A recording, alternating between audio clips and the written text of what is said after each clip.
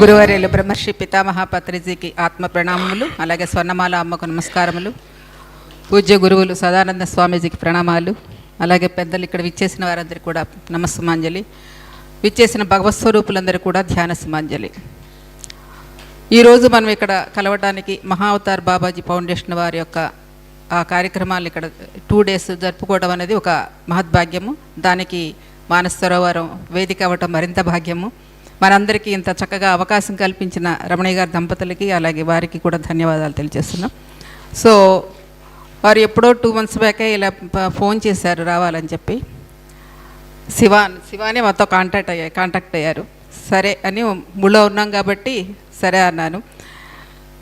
సరే విషయాలన్నీ వారు చెప్పేశారు కాబట్టి మా ప్రయాణం ఏంటో అంతా మీ అందరికీ తెలిసేసిందే. వీరు మహావతార్ ఫౌండేషన్ వారు చెప్పే ఇప్పుడు ఆయన కూడా 97లో వచ్చినట్టున్నారు. మాతో పాటే రంగనాథ్ గారు కూడా వచ్చింది. సో సార్ యొక్క అనుభవం ఏంటో అంతా ఆయనకి బాగా తెలుసు. ఆయన మరి అలా తెలిసిన తర్వాత కూడా ఇన్ని ఆయన చెప్పే ప్రోగ్రాం చూస్తే ఒక మానవుడు అని చేయొచ్చా అనిపిస్తుంది. రోజులో ఎన్ని కార్యక్రమాలు పెడుతున్నారు, పొద్దున సాయంత్రం తెలుగు, ఇంగ్లీషు, కన్నడ, అన్ని భాషల్లోనూ రోజు మొత్తం మీద రెండు అన్ని భాషల్లో మెయింటైన్ చేయడం ఎంత కష్టమైన విషయం తెలుసా అండి అది. మరి అది మానవుడు ఏదైనా చేయొచ్చు అని సుసాధ్యమే, అన్ని సుసాధ్యాలు అని చెప్పడానికి పత్రికారు ఇచ్చిన ఊపే ఆయనకి ఇది ఎంత చేయిస్తుందో అనిపిస్తుంది. సో రంగనాథ్ గారు ఎంత అద్భుతంగా ఈ కార్యక్రమాన్ని వారి సంస్థ ద్వారా ఇలా మహావతార్ ఫౌండేషన్, చక్కటి బాబా పేరు కూడా ఎన్నుకున్నారు, ఆ ఫౌండేషన్ ద్వారా ఇలా మనందరికీ అందించడం మహద్భాగ్యం. సో ఒక కొటేషన్ రాశారు ఆ పైన, ధ్యానం కోసమే చేయాలని, అనారోగ్యం కోసం కాదని ఆ వారి యొక్క పాంప్లెట్లో మొట్టమొదట ఒక సందేశాన్ని ఇచ్చారు. అది నాకు చాలా నచ్చింది. వాస్తవం అది. ధ్యానం కోసమే ఉండాలి. ఈ స్వస్థత కోసం, అనారోగ్యాల కోసం, ఆర్థిక ఇబ్బందుల కోసం, ఇక కష్టసుఖాల కోసం ధ్యానము కానే కాదు. ఇది ఫండమెంటల్ బేసిక్ రూల్ ఇది. అవునా సార్ స్వామీజీ? అది ధ్యానం కోసమే చేయాలండి. ఎంబడంటే టార్గెట్ ఉన్నతంగా పెట్టుకుంటే అవన్నీ చిన్నవి ఆటోమేటిక్గా వచ్చేస్తాయి. ఈ ధ్యానంలో కూర్చోగానే మీ అందరికీ స్వస్థత చేకూరుతుంది కదా. చిన్న చితక రోగాలని పోగొట్టుకుంటున్నారుగా, తలనొప్పి దగ్గర నుంచి క్యాన్సర్ వరకు పోతుందని చెప్తున్నారు కదా.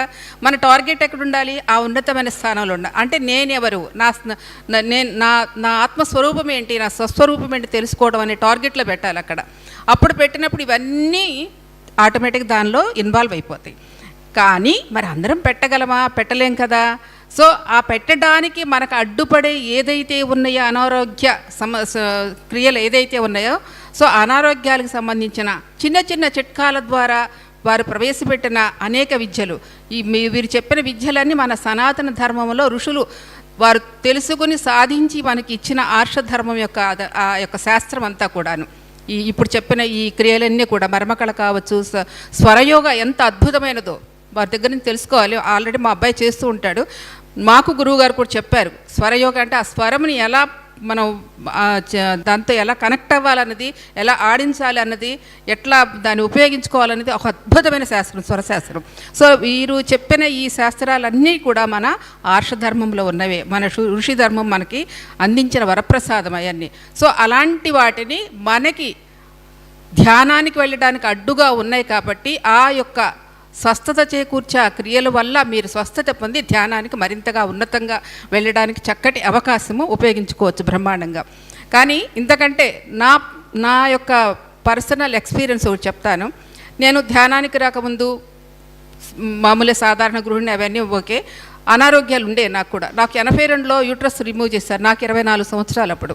ఆ తర్వాత నుంచి నాకు యూట్రస్ ఎప్పుడు యూరినరీ ఇన్ఫెక్షన్ వచ్చేదన్నమాట, ప్రతి 3 నెలలకు ఒకసారి.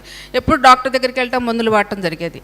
ఎప్పుడైతే పత్రికారి దగ్గరికి వచ్చిన తర్వాత ధ్యానం చేస్తూ ఉన్నప్పుడు, ధ్యానం బాగా చేసేవాళ్ళు, రోజు 8 గంటలు 10 గంటలు ధ్యానం చేసేదాన్ని. ఆ తర్వాత కూడా అది వచ్చిన తర్వాత నో మెడిసిన్ అన్నారు కదా పత్రిజీ. సో మెడిసిన్ లేకుండా ఎలా వాడాలి అని దానికి ఒక రెవల్యూషనే. తగ్గడం అంటే అంత తొందరగా తగ్గదు. దానికి కావాల్సిన ఎనర్జీ, దానికి కావాల్సిన పొటెన్షియాలిటీ మనకు ఉంటే కానీ దాని నుంచి మనం రిమూవ్ కాలేం. సో అప్పటికి 25 రోజుల పాటు జ్వరంతో బాధపడుతూ, ఆ బాధతో బాధపడుతూనే ఉన్నాను, నో మెడిసిన్. అట్లా 25 days దాంతో పోరాడి తగ్గించుకున్నాను. ఆ రోజు నుంచి ఈ రోజుకు లేదు. అంటే ఇప్పుడు రంగనాథ్ గారు చెప్పిన విశేషాలు, ఆ యొక్క అంటే వైద్య శాస్త్రం వెనకాల ఉన్నది కూడా ఆ మనలో ఉన్న ఆత్మశక్తికి కనెక్ట్ అయ్యేదే. చెప్పాలంటే నిజం చెప్పాలి, ఆత్మశక్తి లేకపోతే ఏది జరగదు. సో ప్రతి ఒక్క వైద్యం వెనకాల ఉన్నది మన సబ్కాన్షియస్లో మైండ్లో ఫీడ్ చేస్తుంటే ఆ ఎనర్జీ అనేది మనకి పని చేయిస్తుంటుంది లోపల. సో అది మనకి ధ్యానం ద్వారా ఆ పొటెన్షియాలిటీని, ఆ విశ్వశక్తిని మనం ఎప్పుడైతే మనం తీసుకుంటామో దాని ద్వారా మనం తప్పకుండా అన్ని నయం చేసుకోవచ్చు. తప్పకుండా. దానికి మైండ్ సెట్ కూడా ఎప్పటికప్పుడు ఉండాలి. ఆ మైండ్ ఏంటంటే ఎప్పుడు సదాలోచనలు, మంచి సత్కర్మలు, సదా మంచి ఆలోచనలు చేస్తూ నెగిటివ్ ఫీడింగ్ లేకుండా ఉన్నప్పుడు మనకి ఏ అనారోగ్యాలు మన దరి చేరవు. మన ఆలోచనలే మన అనారోగ్యానికి కారణం. సో ఇలాంటి అద్భుతమైన శక్తి మనలోనే ఉంది. ఆ పొటెన్షియాలిటీ ప్రతి ఒక్కరికి ఉంది. దాన్ని ఉపయోగించుకునే దానికి కొంత సమయం కావాలి. ఇప్పుడు క్యాన్సర్తో పోరాడుతున్నారు, చక్కగా తగ్గించుకుంటున్నారు. నాకు తెలిసిన ఒక ఆవిడ ఉంది, ఒక ఆవిడకి 68 ఏళ్ళు క్యాన్సర్ వచ్చింది.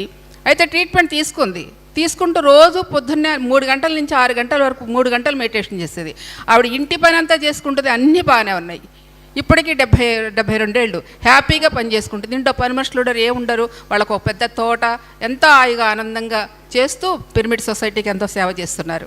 మరి ఇలాంటివన్నీ మన స్వశక్తి, మన లోపల అంత ఆత్మశక్తి ఉందండి. ఆ విశ్వశక్తిని, ఆ ఆత్మశక్తిని మనం అందరం గుర్తించి దాన్ని మనం ఉపయోగించుకోవాలి. ఇప్పుడు గురుజీ రంగనాథ్ గారు ఇచ్చే ఈ చికిత్సలన్నీ తెలుసుకోవడం అందరికీ అవకాశమే, మంచిది. ఎందుకంటే అసలు ఏంటి ఆ వైద్యం ద్వారా ఏం జరుగుతుంది ఏంటి అన్న విషయాలు మనం తెలుసుకున్నప్పుడు ఆ జ్ఞానం కూడా మనకు ఉపయోగించుకుంటూ మనం దాని ద్వారా మనం త్వరగా మనకు అడ్డంకులు తొలగించుకుంటూ ఇంకా ముందుకు వెళ్ళడానికి చాలా చాలా ఉపయోగపడతాయి.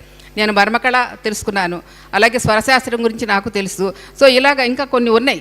అవన్నీ కూడాను, వీటినన్నిటిని కూడా మనకి ధ్యానానికి ముందుకు వెళ్ళటానికి ఏదైతే అపశృతులు కల్పిస్తున్నాయో దాన్ని తొలగించుకోవడానికి ఉపయోగించుకుని చక్కగా ముందుకెళ్తూ మరింతగా మన ధ్యాన స్థితికి, మన ఉన్నత స్థితికి మనం వెళ్ళడానికి ఈ మార్గాలన్నీ చక్కగా ఉపయోగపడతాయి. అద్భుతంగా 2 డేస్, ఈరోజు రేపు కూడా ఎన్నో మంచి మంచి చికిత్సల గురించి చెప్తారు. అందరూ తెలుసుకోండి. చక్కగా మీ ఉన్నత స్థితికి వెళ్ళడానికి దీన్ని చక్కగా ఉపయోగించుకోండి. మరి ఇంతటి అద్భుతమైన అవకాశం ఇచ్చినందుకు నాకు వారికి ధన్యవాదాలు తెలియజేస్తూ, అలాగే ఈ సారు అనిల్ గారట, నాకైతే నేను 2000 నుంచి కరోనాలో జూమ్ క్లాసులు చెప్తూ ఉంటే అమెరికా వాళ్ళు అనేవారు, అనిల్ గారంటే ఇలా భగవద్గీత చెప్తున్నారని. ఆయన ఇండియా ఆయన కూడా తెలుసు, కానీ ఎవరో నాకు తెలియదు. ఈరోజు ప్రత్యక్షంగా మిమ్మల్ని చూడటం చాలా భాగ్యం అది. సో ఈ విధంగా ప్రత్యక్షంగా కలవడం జరిగింది. మరి థ్యాంక్ యూ సార్ రంగనాథ్ గారు, థ్యాంక్ యూ వెరీ మచ్.